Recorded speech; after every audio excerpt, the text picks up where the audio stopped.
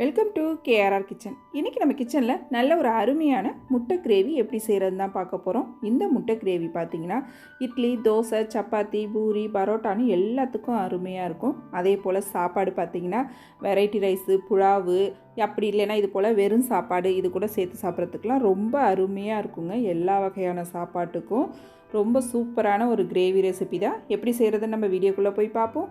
அதுக்கு முன்னாடி நம்ம சேனலை இப்போ தான் ஃபஸ்ட் டைம் பார்க்குறீங்கன்னா சப்ஸ்கிரைப் பண்ணி வச்சுக்கோங்க. கூடவே பெல் சிம்பல் ப்ரெஸ் பண்ணி ஆளுங்கிற ஆப்ஷனையும் ப்ரெஸ் பண்ணி வச்சுக்கோங்க. அப்போ தான் நான் போகிற வீடியோஸ் எல்லாம் உங்களுக்கு தொடர்ந்து நோட்டிஃபிகேஷனில் உடனுக்குடனே கிடச்சிக்கிட்டு இருக்கோம். இப்போ வாங்க இந்த முட்டை கிரேவி எப்படி செய்கிறதுன்னு பார்த்துடலாம்.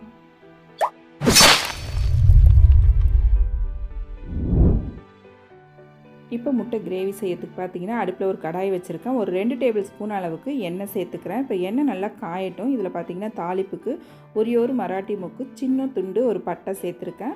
கொஞ்சமாக கல்பாசி, அதே போல் பார்த்திங்கன்னா ஸ்டார் பூ பாதி தான் சேர்த்துருக்கேன். இதுக்கு வந்து மசாலா வந்து கம்மியாக சேர்த்தோம்னா போதும், அதிகமான அளவுலாம் சேர்க்க வேண்டியதில்லை.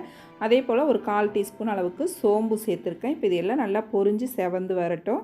இதில் பார்த்திங்கன்னா 2 பெரிய சைஸில் உள்ள வெங்காயம் எடுத்திருக்கேன். இந்த வெங்காயத்தை சேர்த்து இப்போ இந்த வெங்காயம் நல்லா பொன்னிறமாக மாறுற வரைக்கும் நல்லா வதக்கணும். முக்கியமான ஒரு இதே பார்த்திங்கன்னா இந்த வெங்காயம் நல்லா வதங்கணும். அப்போ தான் இந்த கிரேவிக்கு நல்ல ஒரு டேஸ்ட்டு கொடுக்கும். அதனால் வெங்காயத்தை கொஞ்சம் டைம் கொடுத்து நல்லா வதக்கி எடுத்துக்குங்க.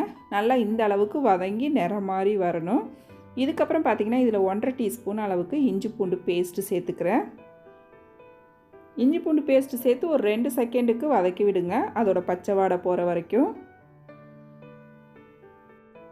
இப்போ இஞ்சி பூண்டு வதங்கினதுக்கு அப்புறம் பார்த்திங்கன்னா 2 தக்காளி பழம் அரைச்சி வச்சுருக்கேன், அதை இதில் சேர்த்துக்கிறேன். பெரிய பழமாக 2 தக்காளி அரைச்சி எடுத்து வச்சுருக்கேன், அதை சேர்த்துக்கிறேன். இது கூடவே ஒரு 3 பச்சை மிளகாய் கீறிட்டு சேர்த்துக்கிறேன். இப்போ தக்காளி பழம் பார்த்திங்கன்னா நல்லா வதங்கி நிறம் மாறி வரணும், அந்த எண்ணெயெல்லாம் பிரிஞ்சு வரும். நல்லா வதங்கி அது வரைக்கும் நல்லா இதை வந்து வதக்கி எடுத்துக்கணும் நம்ம.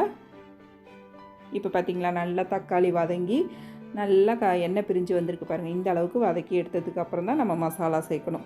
இப்போ இதுக்கு நம்ம சேர்க்க போகிற மசாலா பார்த்திங்கன்னா 1/2 டீஸ்பூன் அளவுக்கு தனி மிளகாத்தூள் சேர்த்துக்கிறேன். 1/2 டீஸ்பூன் அளவுக்கு காஷ்மீரி சில்லி பவுடர் சேர்த்துக்கிறேன். அப்புறம் பார்த்திங்கன்னா 1 டீஸ்பூன் அளவுக்கு மல்லித்தூள் சேர்த்துக்கிறேன். இது கூடவே ஒரு 1/2 டீஸ்பூன் அளவுக்கு கரம் மசாலா சேர்த்துக்கிறேன். கரம் மசாலா இல்லைன்னா நீங்கள் சிக்கன் மசாலா கூட சேர்த்து செய்யலாம், அதுவுமே டேஸ்ட்டு ரொம்ப நல்லாயிருக்கும். அப்புறம் 1/2 டீஸ்பூன் அளவுக்கு மஞ்சள் தூள் சேர்த்து, அப்புறம் இந்த கிரேவிக்கு தேவையான அளவு உப்பும் சேர்த்து நல்லா அந்த மசாலாவை ஒரு 2 செகண்டுக்கு அந்த எண்ணெயிலே வதக்கி விடுங்க. நல்லா வதக்கிட்டு செய்யும் போது நல்லா வாசனையாகவும் இருக்கும், நல்ல கலரும் கிடைக்கும் நமக்கு. நல்லா இது போல் 2 செகண்ட் வதக்கி விட்டுட்டு இதில் நம்ம தண்ணி சேர்த்துக்குவோம். நல்லா பெரிய டம்ளரால் 1 டம்ளர் அளவுக்கு தண்ணி சேர்த்துருக்கேன். இப்போ தண்ணி சேர்த்து நல்லா கலந்து விட்டுருங்க. கலந்து விட்டு உப்பு காரம் எல்லாம் போதுமானு செக் பண்ணிக்கோங்க. தேவைன்னா இந்த ஸ்டேஜில் சேர்த்துக்கலாம். நம்ம சேர்த்து இதை ஒரு மூடி போட்டு பார்த்திங்கன்னா நல்லா ஒரு 5 நிமிஷத்துக்கு கொதிக்க விடுங்க. நல்லா பச்சை வாடையெல்லாம் போய் நல்லா கொதிச்சு வரணும். இப்போ பாருங்கள் நல்லா கொதித்து எண்ணெய் பிரிஞ்சு வந்திருக்கு பாருங்கள். கிரேவி நல்லா திக்காகி இருக்குது பாருங்கள். இந்த பக்குவத்துக்கு நல்லா கொதிக்க வச்சு இறக்கிக்கணும். இப்போ இதில் கடைசியாக பார்த்திங்கன்னா முட்டை வேக வச்சு எடுத்து வச்சுருக்கேன், அதை நம்ம சேர்த்துக்குவோம்.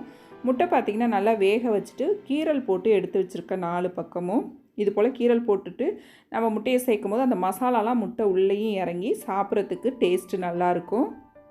எந்த அளவுக்கு உங்களுக்கு முட்டை தேவையோ அந்த அளவுக்கு சேர்த்துக்குங்க.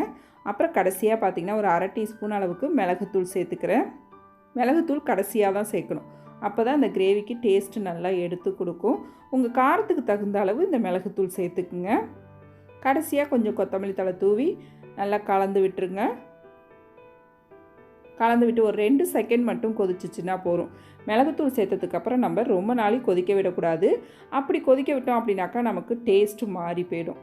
அதனால் ஒரு 2 செகண்ட் மட்டும் கொதிக்க விட்டு அடுப்பை ஆஃப் பண்ணிவிடுங்க. இந்த பக்குவத்துக்கு இருந்துச்சு கிரேவி அப்படின்னாக்கா சாப்பிட்றதுக்கு கரெக்டான பக்குவமாக இருக்கும், டேஸ்ட்டும் ரொம்ப அருமையாக இருக்குங்க.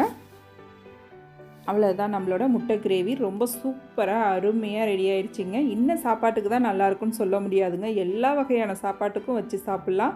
டேஸ்ட்டு அவ்வளோ ஒரு அருமையாக இருக்கும். கண்டிப்பாக அந்த முட்டை கிரேவியை ட்ரை பண்ணி பாருங்கள். ட்ரை பண்ணி பார்த்துட்டு எப்படி இருக்குன்னு எனக்கு கமெண்ட் பண்ணுங்கள். என்னோட இந்த ரெசிபி பிடிச்சிருந்ததுன்னா லைக் பண்ணுங்கள், ஷேர் பண்ணுங்கள். மறக்காமல் நம்ம கேஆர்ஆர் கிச்சனை சப்ஸ்கிரைப் பண்ணி வச்சுக்கோங்க. நாளைக்கு வேறு ஒரு ரெசிபியோடு சந்திப்போம். தேங்க்ஸ் ஃபார் வாட்சிங்.